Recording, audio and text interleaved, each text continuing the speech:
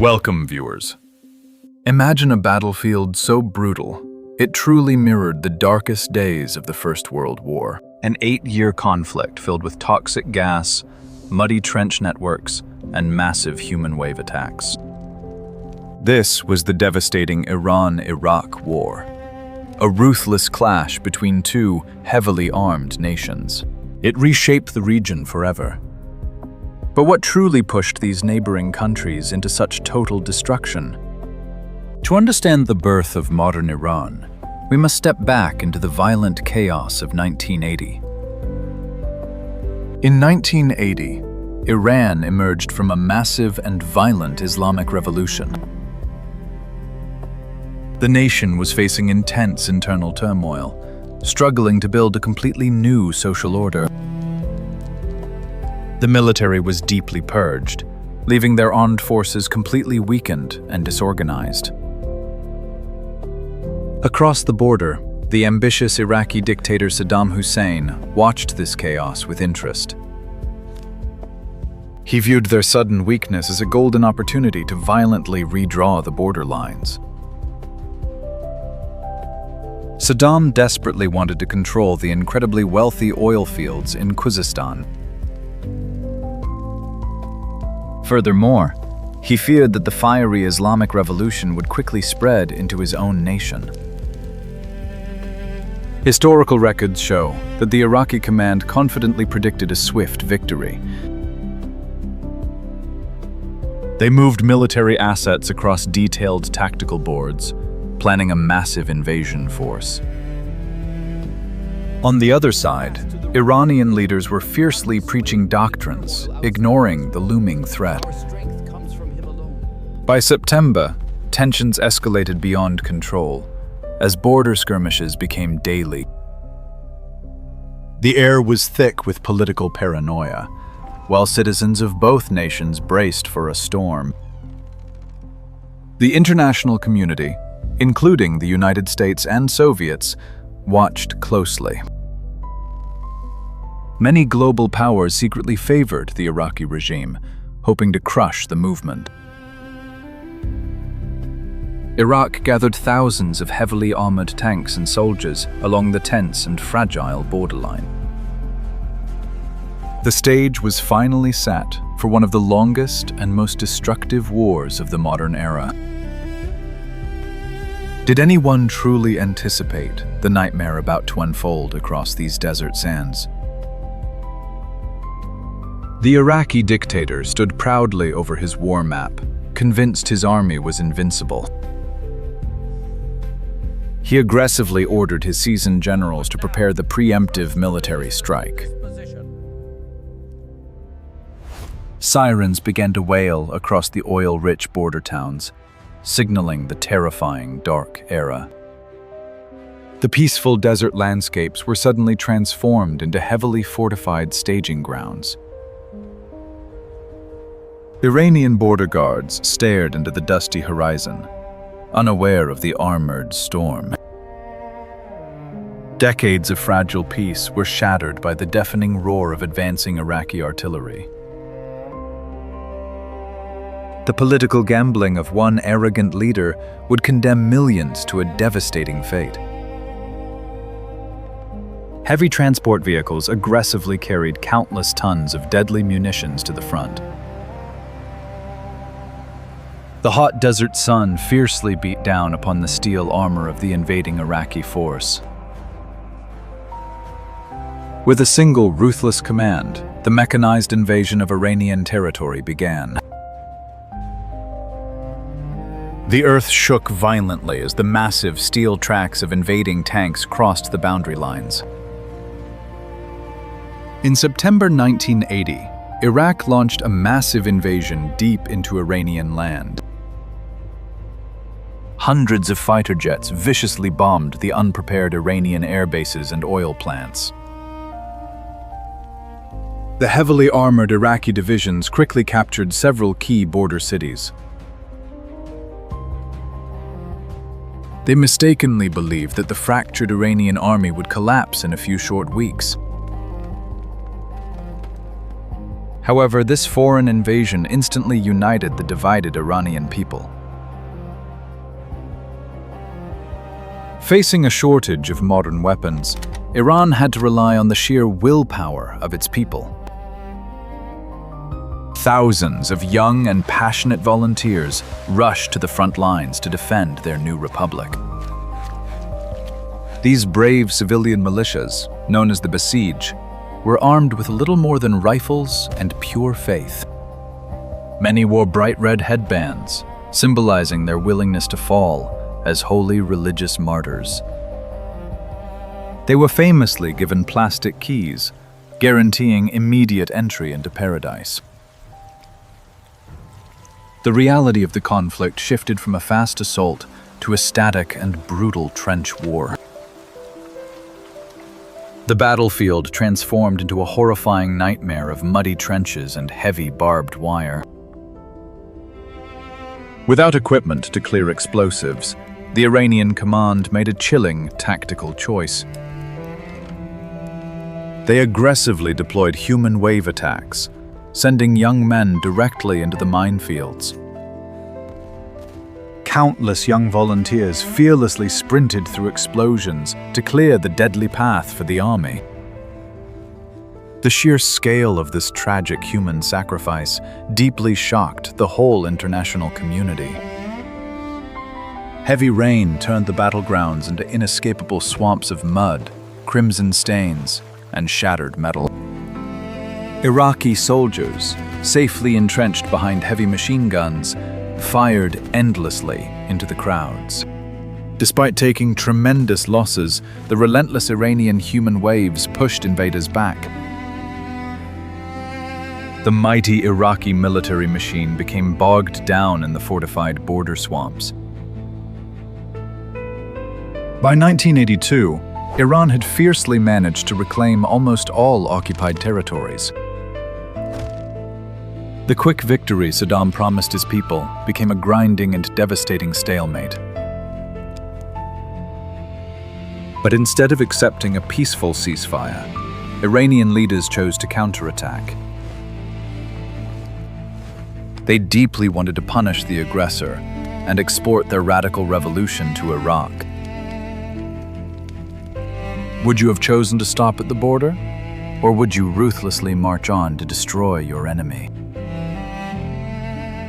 This fateful decision officially marked the tragic dawn of an even darker and deadlier phase. The volunteers continued their fearless charges, running right into the blazing enemy fire. The conflict had become an absolute crucible, consuming a generation of innocent men. As the fearsome war raged into 1983, the savagery reached terrifying new heights. Desperate to stop the human waves, the Iraqi command unleashed a horrifying new weapon. They quickly deployed massive amounts of deadly chemical weapons across the contested trenches. Thick yellow clouds of mustard gas slowly drifted over the deeply terrified Iranian troops. The deadly nerve agents silently destroyed the lungs and severely burned the skin of countless fighters. These invisible killers caused agonizing ends, leaving survivors with permanent physical trauma. Iraqi chemical units, wearing heavy black rubber gas masks, marched coldly through the toxic fog. This blatant violation of international law was largely ignored by the watching world. The global superpowers provided satellite intelligence and weapons to the regime. Meanwhile, the strategic oil infrastructure of both nations was targeted and heavily bombed. Massive oil refineries violently erupted into pillars of fire and thick black smoke. The incredibly lucrative oil trade, the absolute lifeblood of their economies, was disrupted. Civilians desperately fled the totally shattered cities, carrying traumatized children. The relentless bombing campaigns mercilessly reduced urban centers to piles of gray rubble.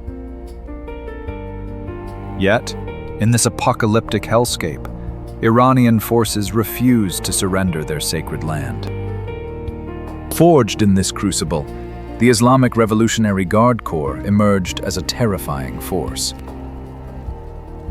These battle-hardened veterans transformed from simple militias into elite military troops. They became incredibly ruthless, deeply fanatical, and devoted to their supreme leader. Their torn tactical uniforms were heavily stained with the crimson essence of their fallen brothers. Staring blankly with thousand-yard stares, they silently wrapped torn cloths over their severely burnt faces. The heavy psychological trauma of constant chemical attacks permanently scarred their weary souls. Historic records reveal that Iranian commanders realized they fought the entire world alone. Having zero foreign allies forced them to rapidly build their very own domestic weapons industry. They engineered basic ballistic missiles to fiercely retaliate against Iraqi cities. The deadly war of the cities began, raining destruction down upon millions of innocent people. Every single day, the horrifying toll of victims climbed higher into the hundreds of thousands. The grim reality of total war had completely consumed the fragile humanity of both nations. Deep inside the trenches, the exhausted soldiers prayed desperately for an end to the endless violence. Finally, in the summer of 1988, the extreme violence began to slowly exhaust itself. Both nations were completely ruined, drowning in the devastating grief of their innocent citizens. Under heavy international pressure, Iranian leadership reluctantly agreed to a ceasefire. The supreme leader famously declared that drinking this bitter poison was necessary to save the republic.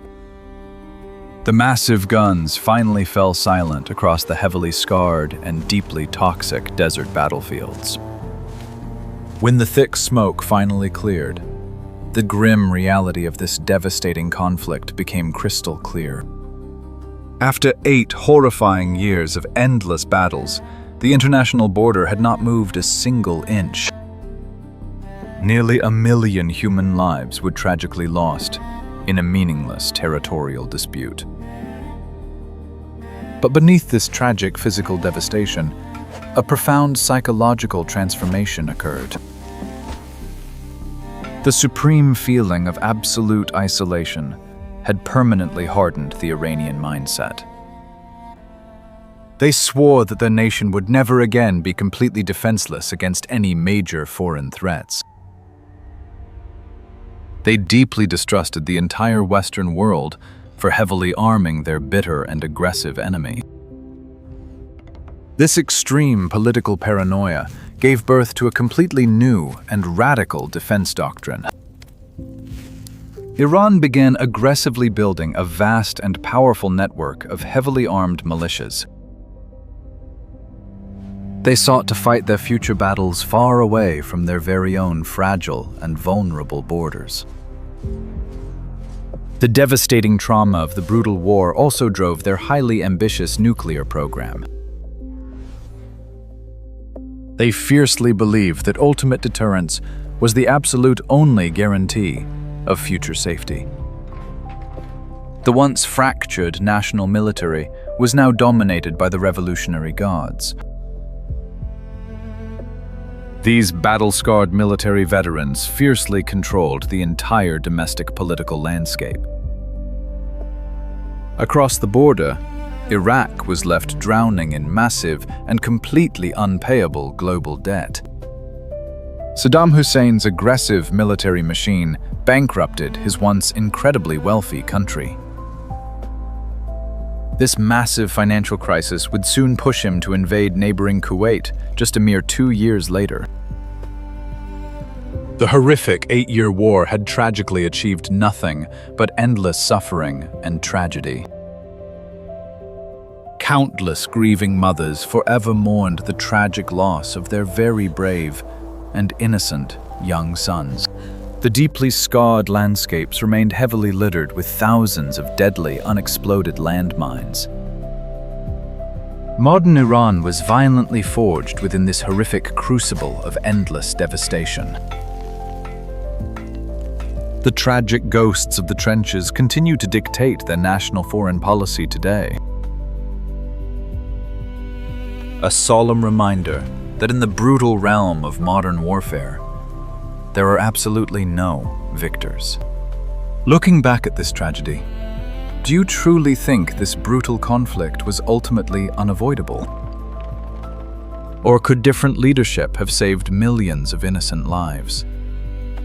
Please share your thoughts in the comments below. If you enjoyed this deep dive, please like this video, share it, and subscribe to our channel for much more.